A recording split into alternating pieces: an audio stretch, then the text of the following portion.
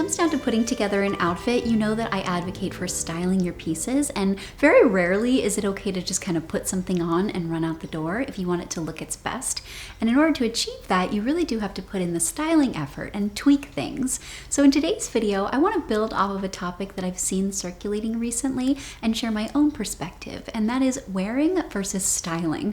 So I want to walk you through some of the things that I keep in mind when I'm putting together my outfits, and I'll put on a piece, and then some of the things that I tweak and adjust and how I make things work for the different aesthetics and the vibes, and all together with the outfit from head to toe.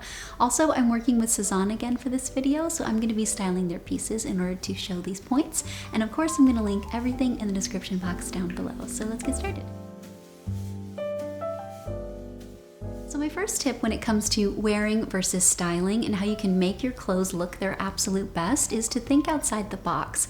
And for this, I wanted to highlight specifically a blazer, because you can wear a blazer over a shirt, obviously, but I think that you really have a lot more flexibility when you consider wearing that without anything underneath it and wearing your blazer as a top. So specifically, if you have a blazer that maybe comes up a little higher or something that's double-breasted, that creates a really great top effect. And you can pair that beautifully with a lot of different bottoms to create basically like a shirt, but with a little bit more interest and a little bit more structure to it. And then also within this, and something that I love to do with my blazers specifically, is to push up the sleeves or roll them up. And I love this whenever I'm working with a piece that's maybe a little bit more oversized, or it doesn't have my exact shape definition built into the garment, so maybe the material's a little bit thicker, or again, it's a little bit looser and billowy. And when I'm doing that, I find that pushing up the sleeves and exposing the wrists is a really great way to kind of bring me into focus, and it instantly allows the piece to kind of work within the full outfit and look a lot more intentional than if you just kind of throw it on. So that brings me to my third tip. And my third tip is to consider your waist definition. There are so many ways you can go about this, but I think it's really important when you're kind of wanting to work with maybe more billowy tops. So the top that I have today, when I put this on by itself, it's a little bit looser around the midsection. It's a really great crop style, but it is a little bit more looser and billowy. So when I want to pair it with maybe a pair of pants like I've put on today, I tucked it in, and I kind of like tucked it a little bit around my waist and then tucked it in the back so that it was nice and secure. I found it to be a little bit more flexible for this piece in particular because, again, it helps bring this into focus. And doing this allows you to take your clothing and the shapes that those can create, and then also your body, and together you can create something truly personal, and you can really sculpt your look and really make it very ideal for what you want to kind of convey that day. So on the same lines, another way that you can cinch your waist, and something that I really love to do with, again, oversized tops, I really love to do this with dresses, and then also I think it's great again with blazers, is to cinch the waist quite literally with a belt. And especially here, I think going for a slightly wider belt is really great because it again creates that really sharp line. And so there are a couple things that I wanted to go over quickly with how I choose a belt in order to create this effect. So you can consider the cohesive color palette for your belt choice, and if you want it to feel very consistent from head to toe, you want to build that definition, but you don't necessarily want to draw a ton of attention to where you're belting. You can choose a belt in a very similar color to the rest of the outfit. That will allow your eye to travel very seamlessly. It'll go from the top to the toe. It'll see the shape and the definition, but it won't cause a really abrupt break. Now, let's say the opposite is true, and you actually do want to create a really abrupt break in your outfit, and you want something to maybe become the focal point. Choosing a belt in a contrasting color or something with a bold detail like a great belt buckle, that's a really easy way to do that because your eye is instantly going to be drawn to it because it's opposite from the majority of the outfit. And then you can continue that cohesiveness and allow it to feel really balanced and put together by repeating that color in your accessories.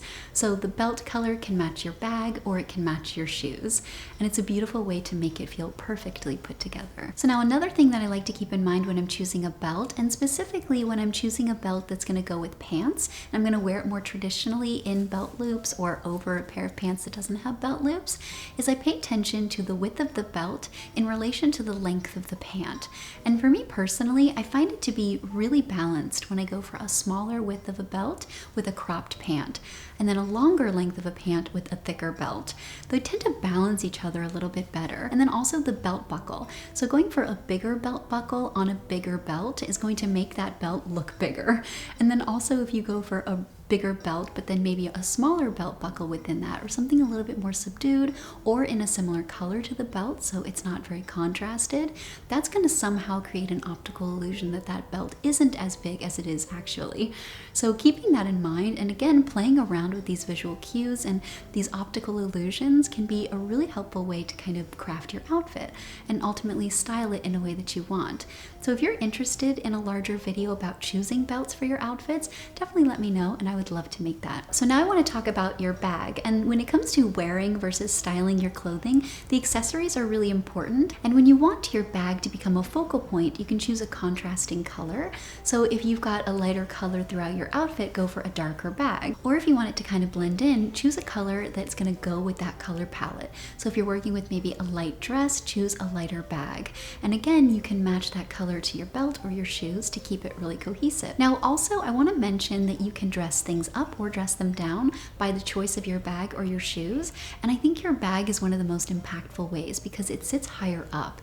So it tends to be noticed first as your outfit is taken in from head to toe. So if you are wanting to go for a more formal feeling, choosing a bag that's very structured, it has a really nice leather, that instantly feels a little bit dressier. But if you instead want it to feel more casual, you can choose something in like a straw or a wicker bag, and that's instantly going to feel more dressed down. And then also you can kind of go in the middle by choosing something which I tend to gravitate towards, which is in a more casual material but a structured shape. I find that it gives me that perfect sweet spot. I feel like I'm not too casual. I have a lot more flexibility with how I can wear that item, and then ultimately it can be dressed up just a little bit. So it kind of speaks to warmer weather, spring, summer, more casual dressing, but it still has that more formal shape, and I love that balance within my outfits. So now of course when it comes to wearing versus styling your clothing, you need to consider things like belting it, cinching it, pushing up the sleeves, opening up the neckline, tucking things in like I've mentioned so far, but also your jewelry. And jewelry is so important in not only finishing the look, but definitely kind of pushing it in one direction or another and allowing you to really tap into the style aesthetic that you're looking for that day. So specifically, if you're looking at maybe earrings, we'll start there. Going for something really small and delicate, like a small stud, that's gonna feel very, very classic and not detract a lot of attention. So it's a really nice one to consider if you want to allow your outfit to become the focal point. You don't necessarily want your jewelry to draw attention, but you still wanna wear something. So if you're interested in maybe a larger video about how you can go about choosing earrings for different tops or different necklines, definitely let me know and I would love to make that. And then also, as you move up from a stud into a hoop, the size of your hoop is going to dictate the feeling of that outfit. So if you go for a really big hoop, that feels a lot more dramatic and a lot more impactful. It instantly draws attention up by your face. So it can be a great way to maybe detract from something a little bit more basic. If you've got a more boring outfit, definitely go for a bolder pair of earrings. And this also, of course, applies to your necklaces. And if you want to draw attention maybe to a beautiful neckline, you can layer up some great necklaces because that'll draw your eye to that particular focal point of your outfit. But let's say you have maybe a deeper V. You don't necessarily want to draw attention there, but you still want to be able to style it that way. You can go for something really, really delicate and dainty. It'll add just enough visual interest here, but still allow the eye to travel upwards to your beautiful face. So definitely let me know in the comments down below if there are any things that you keep in mind as you're styling your outfits and how you go about taking it from just putting on the clothes to making it feel really personal. Of course, I'm going to link everything that I styled in the description box down below. I'm going to put the color information, sizing, and then my measurements so that you can have a reference point, and then you can hopefully make the best purchase for yourself if anything caught your eye. Thank you to Sezane for sponsoring today's video. Thank you, of course, for watching it, and I'll see you in my next one. Have a great day.